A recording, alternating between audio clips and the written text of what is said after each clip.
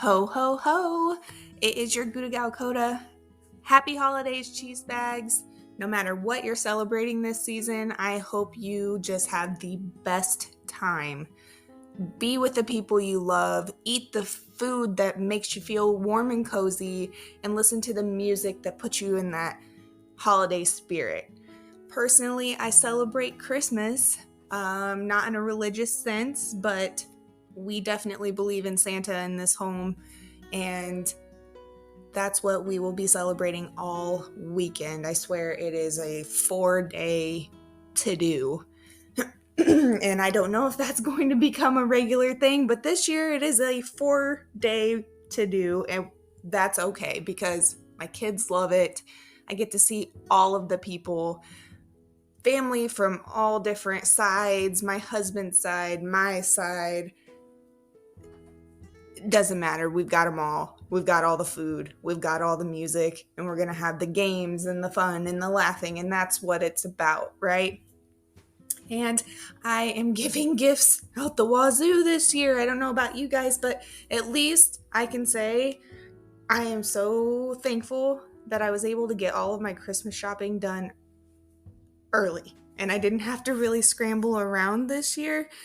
My husband, on the other hand, he did not get his done early and he was scrambling. But anyway, let's get back on task. I am here to tell you guys about the legend of the Christmas spider. I don't know about you, but when I think of spiders, I don't necessarily think good luck or good fortune. I think you're a creepy crawly and you keep other creepy crawlies out of my house, so I won't bother you if you're not bothering me. But that is as far as I go with spiders. I'm not holding them, letting them crawl on me, anything like that. So, however, in many countries and cultures, spiders are a sign of good luck and good fortune. And so the legend of the Christmas spider is exactly that. In many countries, there's Ukraine, Poland, Germany, they have legend of the Christmas spider, but no matter what version you read about, it all is pretty much the same idea that a family down on their luck or going through a hardship is celebrating Christmas. And they don't have a lot, but they have each other. And they are in their home, and they are warm, and they are safe. And they let this spider come and stay with them on their Christmas tree. And to repay their kindness, when they wake up the next morning, their tree is covered in sparkling, beautiful silver spider webs. And that spider is signifying good luck and good fortune for that family in the coming year. Now, if you think of your Christmas tree, is it sparkly and shiny and silver or whatever color you have? Exactly. The legend of the Christmas spider is how we came to have tinsel on our tree. Now, I personally don't put tinsel like the pieces that get everywhere and look like just ginormous strings of shiny. I use garland to kind of keep the chaos to a minimum, but I promise you my tree is tacky. It is a Mod Podge of every Christmas handprint, ornament, whatever. Like, I have kids, okay? And all the ornaments they make go on the tree every year. They don't match. They get broken. Some of them get thrown away. I have a toddler, so the bottom half of my tree is not decorated anymore. It was a couple weeks ago when we put the tree up. However, he pulls them off every single day and they end up everywhere but the tree. I've had to throw them away because they've lost the hooks, or he pulls the top off and then I don't know where that is, but luckily they're cheap and they're plastic, and sorry, not saving the earth with this one, but I'm not worried about just pitching them because, like I said, those were not the meaningful ones. The ones with meaning and special memory go at the top where he can't get his grubby little fingers on him. Anyway, I hope you guys just appreciate everyone in your lives this year. Enjoy each other, because life can change in an instant and you never know when that will happen.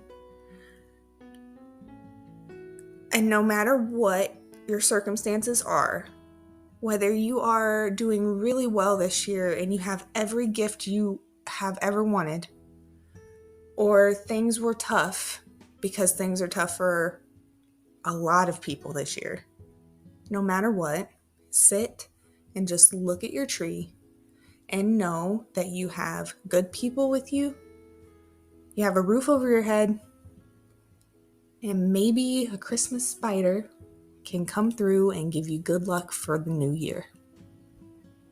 Just believe in it this year if you need it. So, I love you all.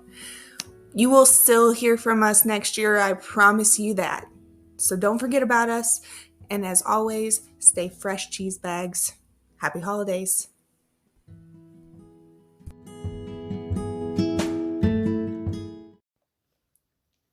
Hello, hello, hello, or should I say ho, ho, ho, cheese bags?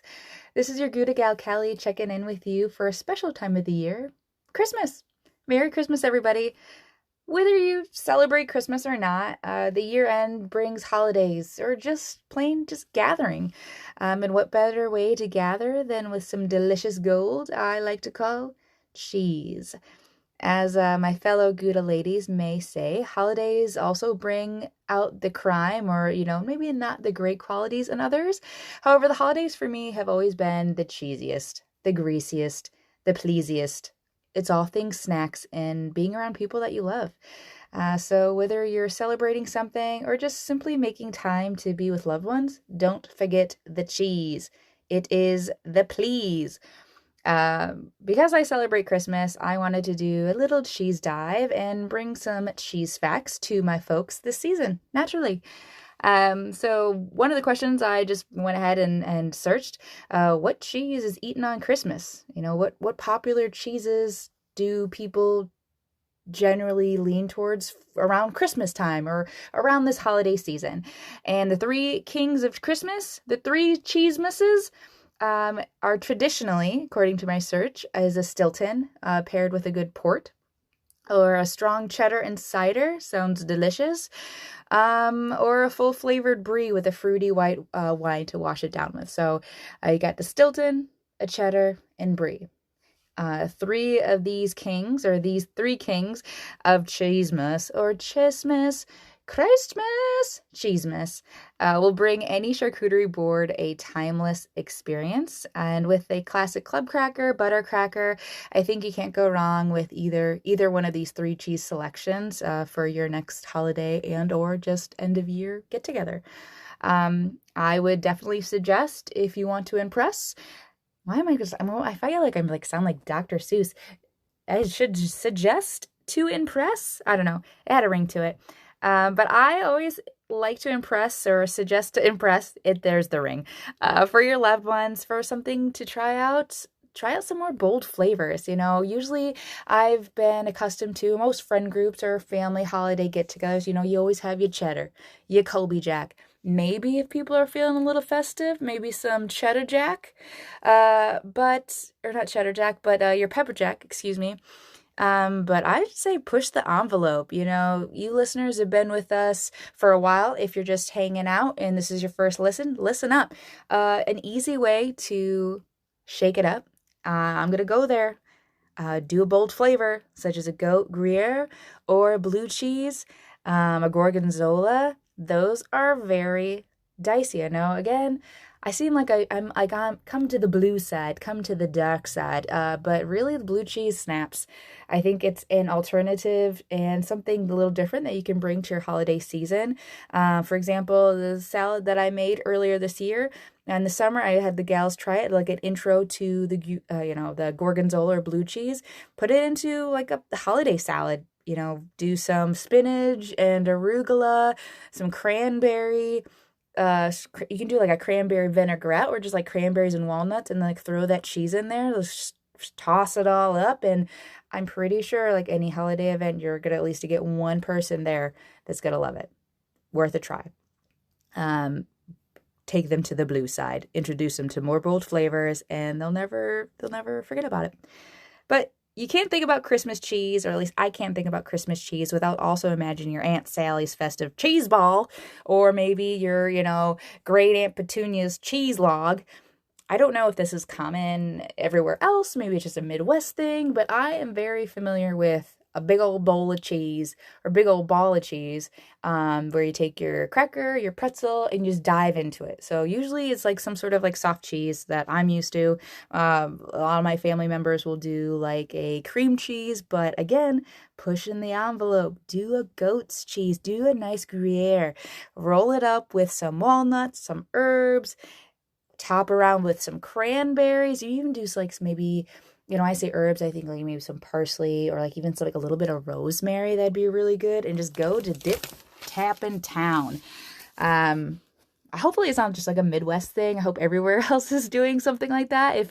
If you're not, try it out. If you do, keep going with it. That's, I think, a super simple and classic also, if you're not, or a super simple classic dish to bring if you're not doing like, just meat and cheese, which are also very classic and delicious and everybody enjoys those, but switch it up, man. I've even seen some designs where they make a cheese ball into like a cheese tree. Pretty cool. Look into it. Highly suggest. I think I'm going to do something like that today and or tomorrow when I'm seeing family and friends. I'm really excited. Can't wait to do it. But one of other, Christmassy holiday season, it's not only about cheese, but it's about traditions. Cheese traditions, maybe. Make some cheese traditions. I don't know, go for it. My family on my mom's side, we're Polish, and so there's no family event, whether it's Easter, Thanksgiving, Christmas time, there's always going to be some sort of sweet cheese pierogi. I love them. They're delicious. But, even more simply, I know for like my dad's side of the family, we're not necessarily too much into our culture. We are Swedish. However, I know for every Christmas, we just do grazing season. So grazing season is exactly what it sounds like. We don't have a sit down meal. We just sit and snack all day long. It's my favorite.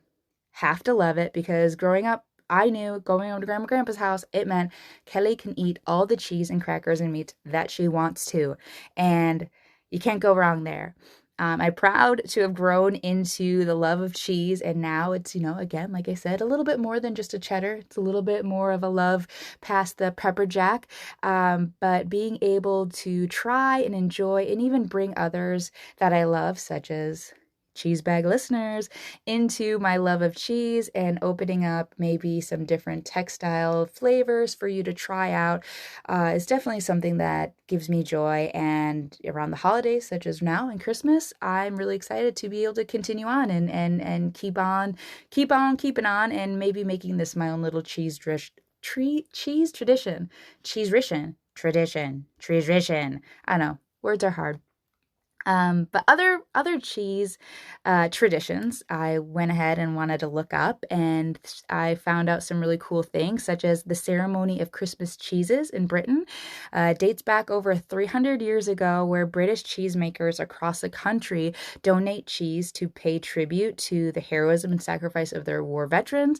They also, in lieu of like such traditional concepts here in Americas, where we leave Father Christmas or Santa some milk and cookies, they're leaving Father Christmas a brandy and a mince pie, but also doing a little flip-flop with maybe some cheddar cheese and wine is traditional for them as well. I don't know about you guys, but when my kids come of age, or if and when I do have kids, I don't know, who knows, I'm gonna be telling them, yeah, Santa doesn't want milk and cookies. Santa has a more refined palate and wants some cheddar and wine. Parents, start that up. Let me know how that goes, because that sounds amazing. I'm sure after a long night's travel, Santa's gonna be wanting a little bit something more than just some milk and cookies and cheese and wine. I think that is divine. There we go with the rhyming again. I don't know what is wrong with me. In Wales, is there's a tradition to give loved ones cheese and bread on New Year's Day morning. I love that. And even a little bit more closer home in Plymouth, Wisconsin, on New Year's Eve, they do a cheese drop where they have an 80-pound replica of a cheese wedge is dropped at midnight to celebrate their town's cheese industry. I love it. I want to go there. Like, hello, Plymouth, Wisconsin. I may be seeing you this New Year's Eve. Hello. Another one of my traditions, going back to myself, kind of, thinking about it really, is I do every year I make some sort of treat bag rather than giving personalized gifts, which is still really fun. However, as some of you may relate, as you're getting older, your siblings, your parents, people don't really need stuff. And especially for my family, it's just really about the experience and, spending time and being together. So a few years ago, I stopped buying individual gifts, with the exception for my nieces, which I love very much, and it's very exciting to buy individual gifts for them.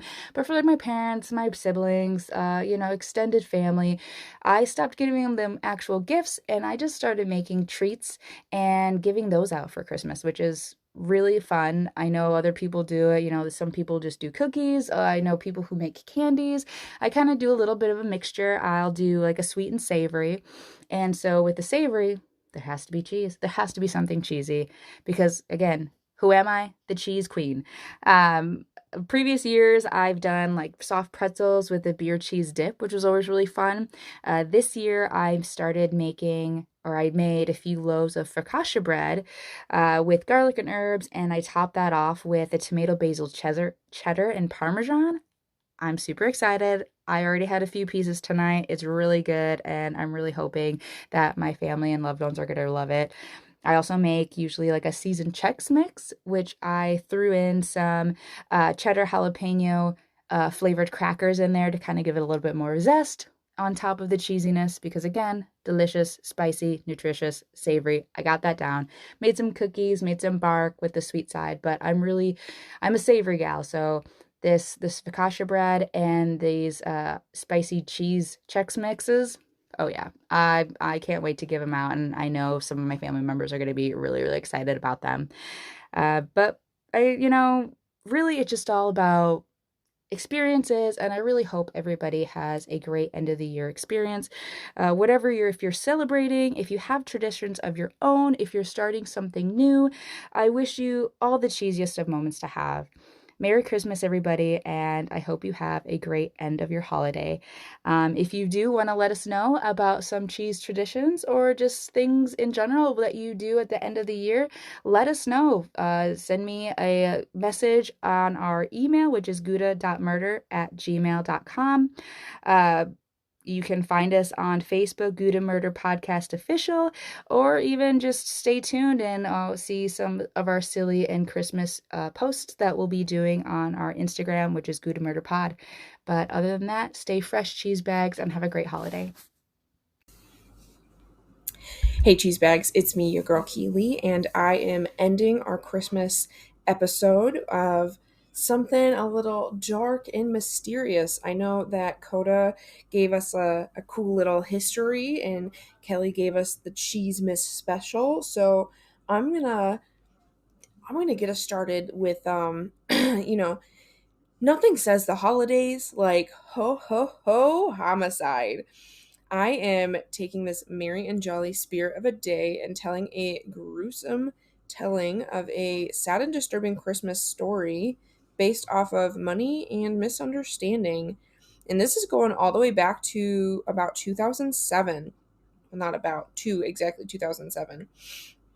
So, on where are we at? I'm sorry. On December 24th, there were 6 members of a family that were killed in a rural Carnation home. The victims are Wayne and Judy Anderson, their son Scott, his wife Erica Anderson, and their young children, 5-year-old Olivia and 3-year-old Nathan. So, who killed them? Let me tell you. According to testimony, Joseph Thomas McEnroe and Michelle Kristen Anderson, they had armed themselves and drove their pickup to the home of her parents, Wayne and Judy Anderson, on the afternoon of December 24th, 2007. Once inside, Joseph distracted Judy Anderson, who was wrapping Christmas gifts, while Michelle attempted to shoot her father. Michelle's gun jammed, so Joseph killed Wayne and then Judy Anderson. The two then dragged the bodies outside and carefully cleaned the home and waited for Michelle's brother, Scott, and his wife, Erica, both 32, and their two younger children to arrive. Once the family arrived, Michelle shot her brother several times, killing him, and Erica, wounded, she managed to get to the home's cordless phone and dialed 911. The connection only lasted a few seconds, and the dispatchers that heard what sounded to them like people arguing at a party. So they kind of, I guess, didn't think anything of it. So Joseph was able to grab the phone from her, tore the batteries out of the receiver, and smashed it on the floor.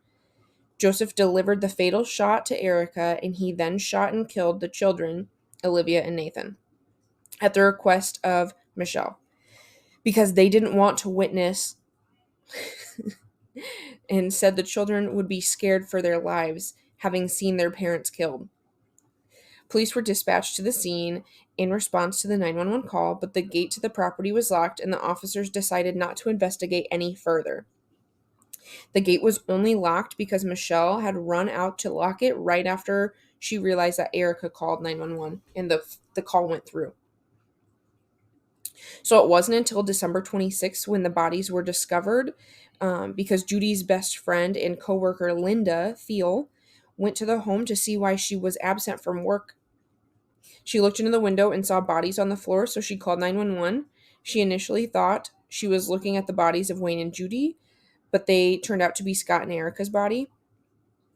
King County detectives were at the property in response to her phone call, and both Joseph and Michelle Anderson drove up and were brought in for questioning. Eventually, both of them admitted to the murders and were arrested.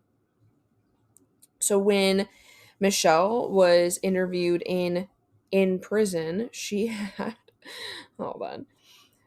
said that in her response to committing the crimes, she said she committed the crimes and wants to die. I want the most severe punishment, which would be the death penalty. And she told the newspaper, I think if I kill a bunch of people, I'm not sure I deserve to live. I want to waive that trial.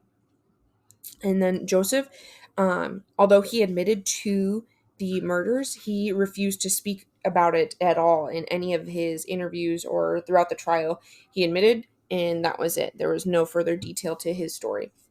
So anyway, prosecutors told jurors the motive for the killing was money, and Michelle alleged her brother owed her money, and she believed that she had been slighted and mistreated by her parents and brother. Once arrested and indicted, I'm so excited to talk about this craziness. With the killings, Michelle, who was unemployed, and her boyfriend, Joseph, a Target employee, they were both 29 at the time that this happened. They were each charged with 6 counts of first-degree murder. Michelle is the younger sister to Scott and the youngest child of Wayne and Judy. So going back to the trial, prior to them getting tried, there was a bunch of drama between a bunch of the different judges that were involved in this case. So she asked to have the death penalty. She said she wanted it, and the King County prosecutor, Dan Satterberg, announced that he is willing to seek the death penalty against Michelle and Joseph. And then another judge, Judge Jeffrey Ramsdale, rules that Anderson and McEnroe, which is Michelle and Joseph, will be tried separately. And then a different prosecutor, James Conant, he was criticized by the state Supreme Court for using racially charged language during a 2007 trial, and he was removed from the 2 cases. And then another judge, actually, I think this is one of the original, Judge Ramsdale.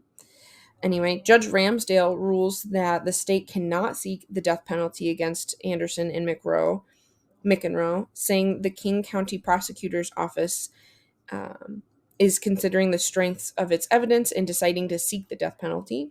And then another issue was the state Supreme Court. They overturned Ramsdale's ruling in the death penalty and then decided to separate Anderson's and McEnroe's trials. I don't know. It was just very crazy. They went back and forth between, yes, we're going to do the death penalty. No, we're not. Yes, we are. No, we're not. And so finally they were both tried separately. They each got 6 counts of first-degree murder, and they are hanging out in prison where they'll probably be for quite a while. But if the holidays is supposed to be, with the people you love, and you're supposed to enjoy your time together. And yes, I know that we all don't get along sometimes, but, put away